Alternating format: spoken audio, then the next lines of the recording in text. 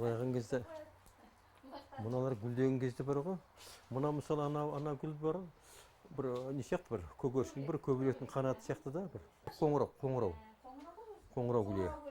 Иә, қоңырау. Қоңырау гүл ме? Маған мына ұнайды мысалы. Бұл енді бұл табиғаттың кереметі еді. Мына қарсы. Керемет кәдімгі. Қандай ма суретпен сала алмайсың ғой. Навоз бәрін беріп Ақырын құя берміз. жан шығардың ғой. Бұл жер анау не ғой таулыда қиыршық тас. Асты сәл қассаңыз тас шығар. Осы қойдай ғой. Соның бәрін бір қопарып алып, алдық қой. Топырақты жаңаттық. Тез жаққа қараңыз. Мұнаның бәрін жаңалық. Не бар? Тегістедік. Келдің ба? Бір мәшіне не кетті? Кеттік аға. Аға, ән қай кезде туады? Шабыт қай кезде оянады? Бұл енді мынау өлеңнің өмірге келуімен, жазылуыменен. Әннің екеуі қосабат бірден келмейді. Бір-біріне кезек беретін секілді. Бір жағы ол мынау менің көңіл күйіме де байланысты. Бірақ соның ішіндегі мына әннің келу себебінде қалай келеді? Мен өзімге дейін өзіме жұмбақ.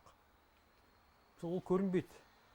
Мысалы өлеңді келген кезде көріңіз өлең былай өзі адамда бір тербетеді жаңағы. Бесіктегі баланы, сәбиді тербеткен сияқты белгілі бір күш сіздің мынау ішкі дүниеңізді тербетеді. Біртүрлі өзіңіз сыймайсыз мысалда. Сол бесіктен тезірек шығып, беліңізді босатып, мына басқа бір әлем кетіп қалғыңыз келеді. Сондай әсер ол ақынның өнер адамның басында ең бір әсер, қымбатты әсер, өте аяулы. Бірақ ол жиі келмейді. Ол үшін жаңа айттым ғой, мына өзіңізбен өзіңіз болуыңыз керек. Мына былай қарасаңыз қазір мына есікті ашқаннан бастап, мынау күйбең бітпейтін күйкі тірлік басталады. Күйкі тірлік шынымен де. Адамды кейде бір аздыратын, уайымға түсіретін, қасірет қайға дейін алып келетін, мына осы біздің күнделікті күйбең тіршілігіміз. Одан құтылу да қиын. Ол былай айтқан кезде ол күйбең тіршілік сіздің өмір сүру мүмкіндігіңіз. Сіз қимылдамасаңыз, еңбек етпесеңіз, сізге аузыңызға қайықтанған келеді. Бірақ ақынның бойындағы бір не? Ол мүмкіндігінше өзінің әлеміне кіру. Мына күйбең тіршіліктен қашықтап жүру керек. Мен кезде маған жолда кеткенде сіздер сұрап бердіңіздер. Аға қаладан қашықтап кетіпсіздер ғой деп. Қашықтап кеттім, бірақ қашқан жоқпын. Өйткені Алматы мына іргемізде тұр. Бірақ мен өзімнің былай айтқан кезде өзімнің бір табиғатымды, жаратылысымды микро әлем жасап алдым деп есептеймін. Мысалы қарасаңыз ауа таза, әсіресе таңғы ауасы, кешкі ауа. Таңға тұрған кезде мен 6-7 тұрамдағы мынау аралаймын, Алмабақтың ішін кейде. Сол кезде мынау таза ұйқыдан кейін ішкі сезіміңіз жаңарады, жуылады бір түннің ішінде. Содан кейін барып тұрып, өзі бірнекен сізге керек етіп тұрасыз. Ол күнделікті шай, нан емес, тамақ емес, басқа бір дүние. Тауға қарайсыз, кейде тау мысалы ап-анық болып тұрады. Мына қазірдің өзінде жасыл мен ақ араласып тұрады. Ар жағына қарасаң аппақ, осының бір адам бойына әсер етеді ме? Қалада тұрған кезде бұның біріншісі байқамайсыз, көрінбейді олар. Мысалы кейде мынау мен бұрын балалық кезімде бар ғой, қатты нөсерді жақсы көретін тұғым. Біз мына Өзбекстан туылған кезімізде көктем келген кезде қатты нөсер жауады. Тіпті қар үйдің керегесін көтеріп шығып кеткен кездер болады. Бақан тастайтын тұғым сол кезде. Бақан тастап Алланы аузымызға алып бисмилля дейтін. Сол нөсер, сол дауыл қазір қайда? Табиғат өзгеріп кетті. Мысалы, құс кетінге қайтқан құстар тырналардың үзіліп созылып естіген бір музыка тұғым. Сұмдық аяқтан бір қиқулап келе жатады қазір, әрең қанаттарын қағып тұрады. Ол музыка ма? Ол табиғаттың музыкасы. Соның бәрі сізге музыка болып көкірегіңіз құйылады. Ал сіз табиғаттың ішіне алмасаңыз, қаланың ішінде жаңағы қаптан тіршілік жүрсеңіз, ондай көп келмейді. Бір жағы осыдан жаңағы келген себебім, маған азаттық керек, рухани азаттық керек. Өзім тану үшін. Мен содан кейін қазір осында келгелі бері, Құдайға шүкір, әнде туып жатыр, өлеңде шығып жатыр. Қара сөзді де жазып жатырсыз, Қара сөзді жазып жатырмыз. Қара сөзді жаңа публика дейміз, сұхбат дейміз мысалы. Кейде мысалы маған газеттер маған тапсырыс береді. Әлеуметтік дейміз ғой. Мысалы әсіресе ән төңірегінде. Мен ән төңірегінде осы бір 2 жылдың ішінде 2 үлкен мақала жаздым. Біреу Айқын журналist, бір бет болып шықты. Ән аяққа түсіп кетті деген. Екіншісі мысалы ән рухтың айнасы деген. Енді жақында ғана мұны Егемен Қазақстаннан тапсырыс беріп отыр. Ән төңірегінде бір проблемалы мақала жазыңызшы деп. Оның тақырыбын қойып қойдым мен. әлдиден әнұранға дейін деп. Құда қаласа мен соған отырамын. Көрдіңіз бе? Осының бәрі ән әлемінде. Өзім мына ән шығарып қана қоймай, әннің тағдыры мені алаңдатады. Қазір өздеріңіз көресіздер, радиодан, телевизордан бір әсерсіз, сұрықсыз әндер көбейіп барады. Біздің өзіміздің туа бітті атамыздан қалған халық әндеріне ұқсамайтын басқа бір әндер шығып жатыр. Ең басты сұрақысы әннің мәтініне өте немқұрайды қарайтын болды. Жаппай болып кетті мысалы. Мысалы бүгін естисіз, ертең есте қалмайтын әндер көп қазір. Есіңізде қалмайды. Қазір тыңдайсыз, есіңізде қалмайды. Осының барлығы не? Талғамсыздықтан. Екінің бір ән шығарып кетті мысалы. Екінің бір өлең жазып кетті. Бұған бір бақылау керек қой мысалы. Бір критерий керек қой. Талғам керек, сыни керек. Бізде осы жетпей жатыр. Сондықтан да бұл енді жаңа әннің туу себебін айтып отырмын. Мен таңертең тұрамын. Осында бірақ өкініштер қалада жүргенде стадион болады, жүретіндім, жүгіретіндім. Көбінесе сондай таза мезгілде. Әннің өзі ол кірпияз дүние. Ол көрінбейтін құс, ол көрінбейтін періште сияқты. Қалай қонған білмей қаласыз.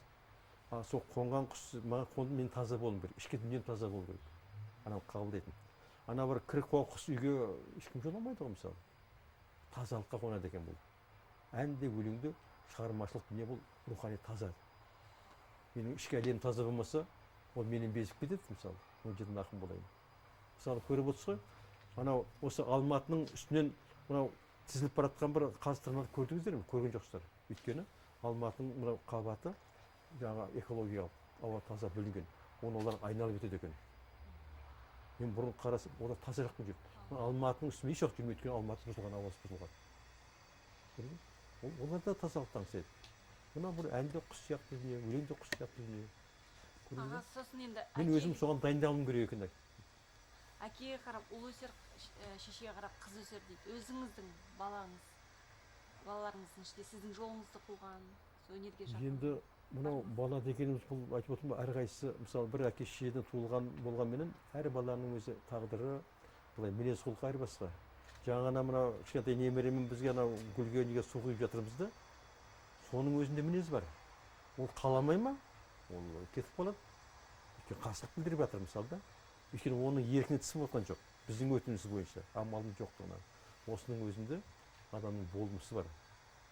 Кішкентай ғана болып, ол мінез көрсетіп жатыр. Көрдіңіз бе? Сол сияқты мынау Құдайға шүкір бір қыз, екі ұлымыз бар.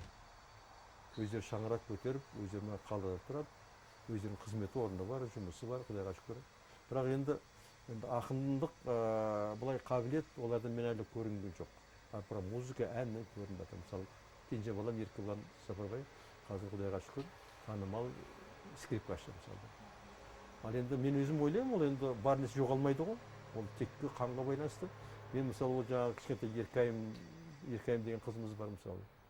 Ақжан деген немереміз бар мысалы. Мынау жаңағы Дарина шықса осылардан шығуы мүмкін. Осылардан мен үміт күтемін. Әрқайсысы бір-біріне ұқсамайды. Мысалы Назым деген қызымыз биыл бастауыш сынып бітіріп, ол енді күйші мысалы. Домбыраны жап-жақсы тартады. Жап-жақсы тартады. Құдай қаласа енді мұны сахнаға шығаруға болады.